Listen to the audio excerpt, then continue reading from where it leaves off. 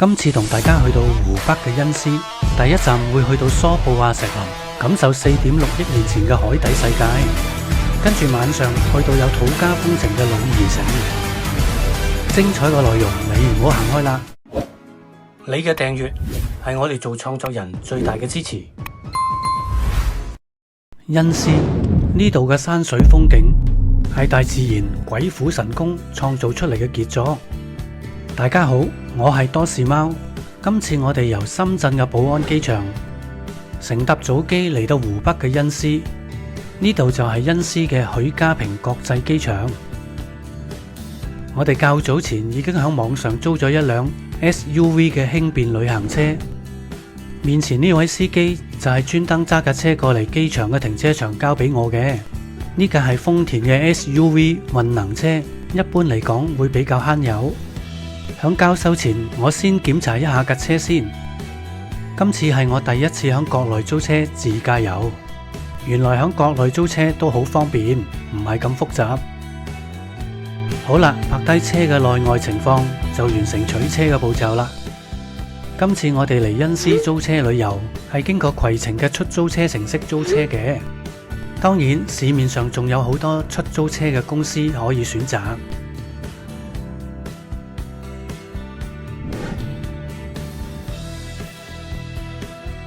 恩施嘅主要旅遊景點主要係分布響恩施市區嘅外圍，而嗰啲主要嘅旅遊景點，如果以自駕行高速公路嚟計，一般需要個半小時至2個半小時車程就會到達景區。如果你選擇 call 網約車，車費就可能比較貴，因為一般會收你來回車程嘅費用。當然，亦都可以選擇包車或者報當地嘅1日旅遊團。依家我哋第一站會帶大家去到蘇布亞石林，跟住夜晚就會返到響市區附近嘅女兒城。我哋亦都會入住響女兒城附近嘅酒店，咁樣行完夜街就可以直接返酒店瞓覺，慳返好多時間。蘇布亞石林係4.6億年前奧陶紀嘅海底經過地殼變動而成，總面積有21平方公里，被稱為世界第一奧陶紀石林。蘇布亞石林比雲南嘅石林更加早2億年，而面積亦都係雲南石林嘅10倍，堪稱為世界歷史奇蹟。蘇布亞石林呢個景區劃分咗青龍台、蓮花寨、磨子溝同埋九龍匯4個遊覽景點，但景點嘅精華核心主要係集中響蓮花寨同埋磨子溝。如果你時間有限，就直接去遊覽蓮花寨同埋磨子溝就夠啦。好啦，我哋停低車響景區嘅停車場，步行大約10分鐘就嚟到景區門口嘅售票處。景區嘅門票就78蚊，而景區內嘅接駁車就30蚊，總共每位成人嘅門票就係108蚊啦。我哋響售票處嘅左手邊向前行，就係遊客乘搭接駁車嘅地方。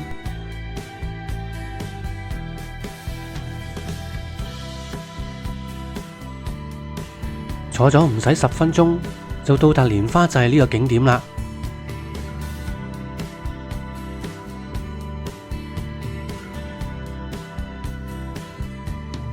好啦，我哋落咗車，前邊就係蓮花寨廣場。我哋會用大約2至3小時去參觀呢個響地面嘅海底世界石林秘境。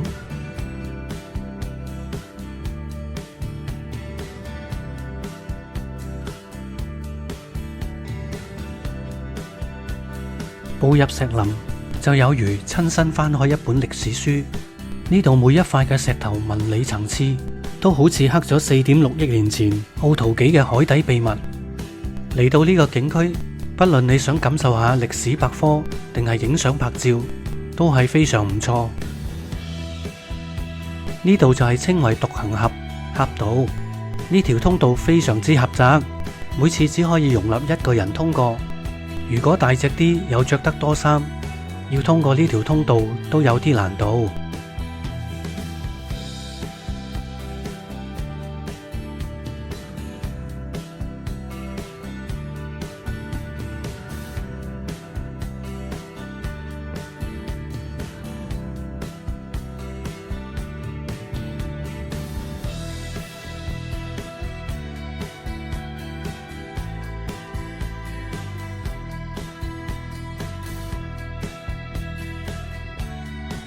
前面呢嚿石就係頂天立地，呢嚿就係中興石。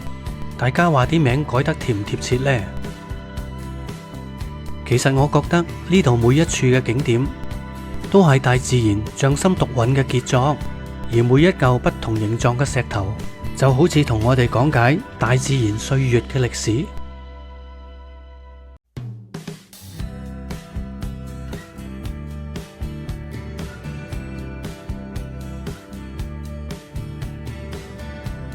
喺呢度行下行下，我都唔知自己行緊森林定係石林啦。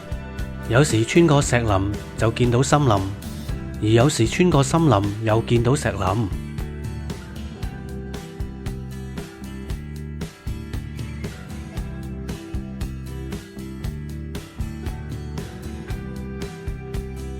你喺石林入邊穿梭，好多時會睇到石頭表面嘅青色紋理，呢啲就係石頭嘅年輪。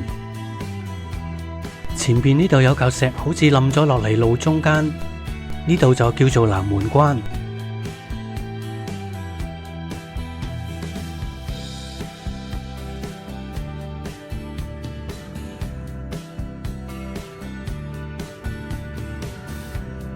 呢個石林處處都有奇形怪狀嘅石頭，度度都係好靚嘅打卡點，鍾意影相嘅朋友喺呢度真係有排影啦。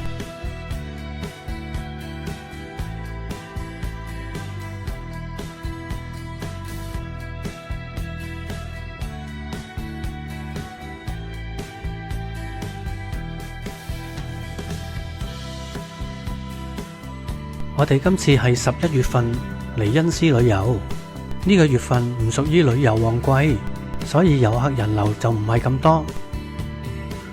呢個位置就係犀牛溝，呢度就係網紅嘅打卡點，好多遊客都會停低喺度拍照，影個不停。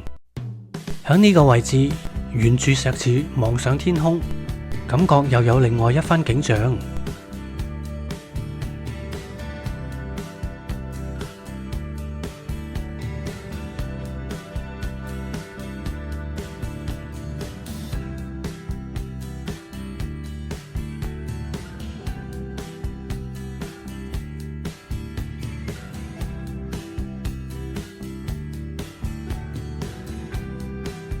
呢個蘇布亞石林真係一個典型嘅喀斯特地貌，每一條石柱都係通過海底沉積嘅石灰岩，經過數億年嘅地質運動同埋風化侵蝕而形成。好多岩石嘅紋路仲係依舊清晰可以見到，據聞有啲岩石嘅表面仲可以見到古生物嘅化石，真係感嘆大自然嘅神奇，將幾億年前嘅海底世界呈現喺我哋眼前。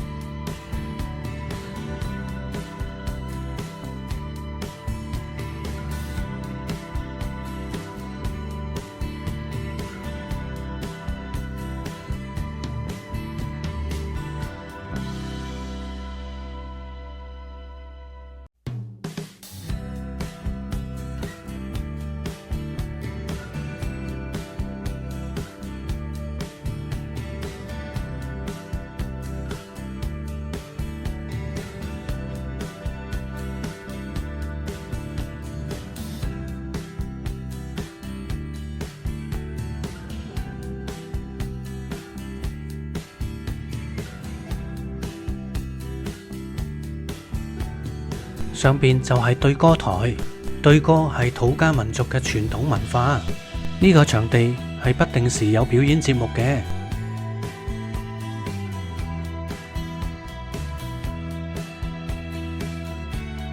好啦，我哋參觀完呢個石林，就準備揸車返去市區嘅女兒城啦。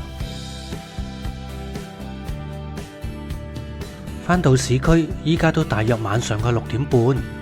我哋安排先入住酒店，放低行李，梳洗一下先，跟住再出去行下夜街，食個飯。呢間酒店整體嘅環境都唔錯，而房間嘅價錢亦較為相宜。我開箱房間俾大家睇一睇。面前有兩張1.35米嘅單人床，前邊有個大窗，而洗手盆就響出邊，做到乾濕分離。而廁所同埋浴室方面都乾淨企理。洗手盆隔籬有張台仔，前邊有生果同埋有2樽水，而近窗嘅位置仲有張工作台添。窗嘅位置可以望到呂怡城嘅主要大街。好啦，我哋洗個面就準備出去行下夜街啦。我通常係淡季出去旅遊，可以慳錢又避開人潮，另外更加可以深入咁體驗當地人嘅生活文化。呂怡城呢度每晚都有好多表演，不過就要留意網上公布嘅表演時間。面前呢間巴人堂係呂怡城一間好出名嘅食肆，響佢門口嘅位置每晚都有幾場歌舞嘅表演。我邀請大家一齊欣賞下呢場精彩嘅表演。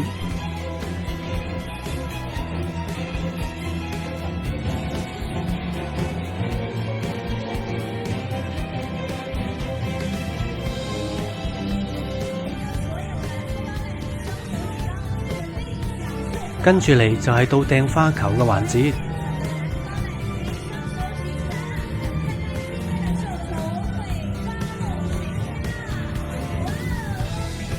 呢位接到花球嘅幸運兒係有獎品嘅，而獎品就係享用呢個高山流水敬酒禮。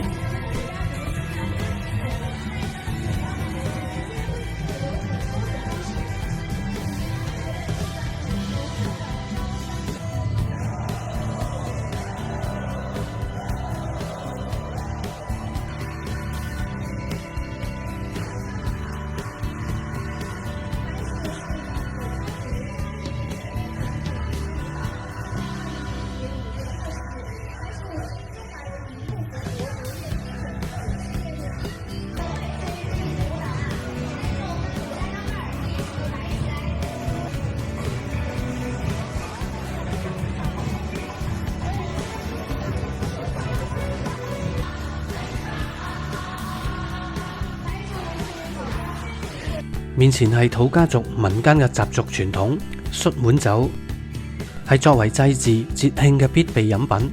通常係飲完酒之後，會用力將個碗掟碎，係誠意同埋勇氣嘅一種表達方式。喺另外一邊嘅位置又有跳舞嘅表演，邀請大家又欣賞一下。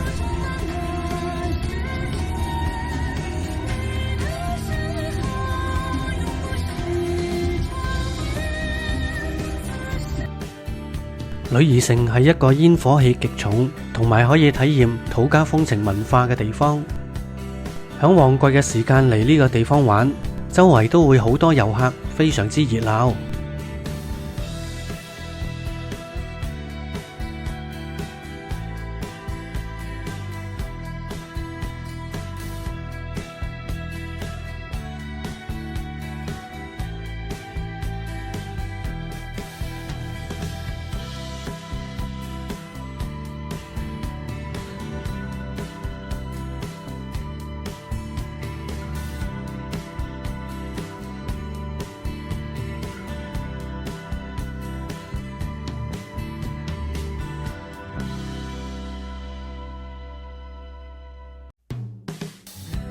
好啦，我哋到恩施嘅第一晚嘅晚餐，就嚟呢間巴人堂試下。呢間食肆嘅門口好大，而裝修都好特別，古色古香。入到大堂嘅位置，仲有一排好大嘅酒缸，跟住行入裏邊，仲有歌舞嘅表演添。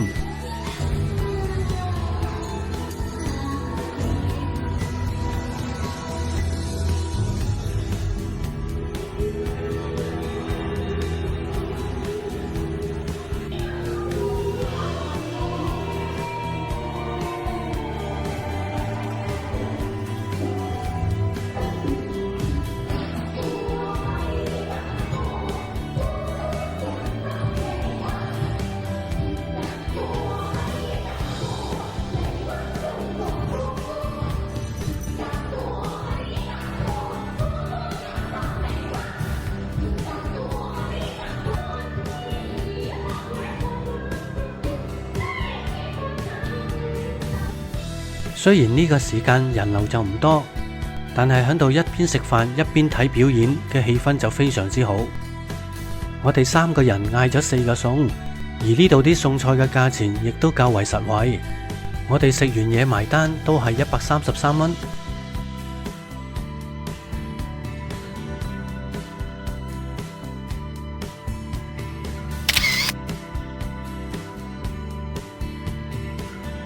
好啦，食完飯我哋再出去行下夜街。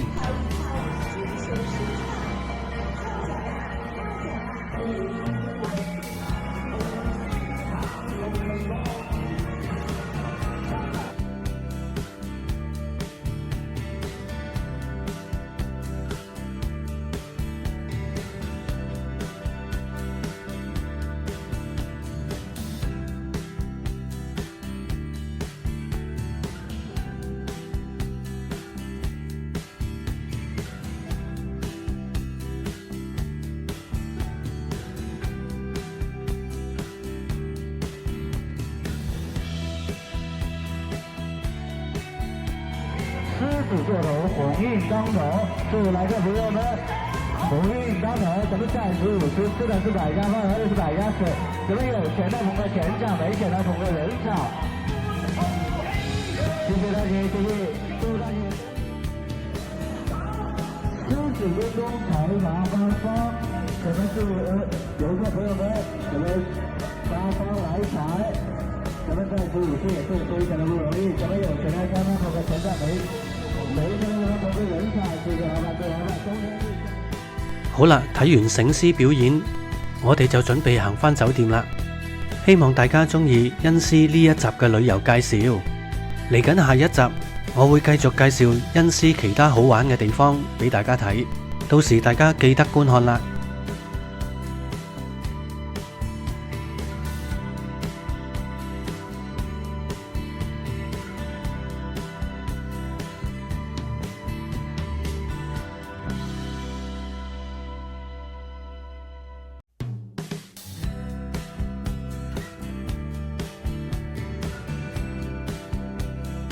好啦，鍾意呢條片嘅請你幫忙點讚、訂閱同埋分享俾你嘅朋友睇。喺度呼籲下，未訂閱嘅朋友請你幫忙訂閱啦！你嘅訂閱係我哋做創作人最大嘅支持。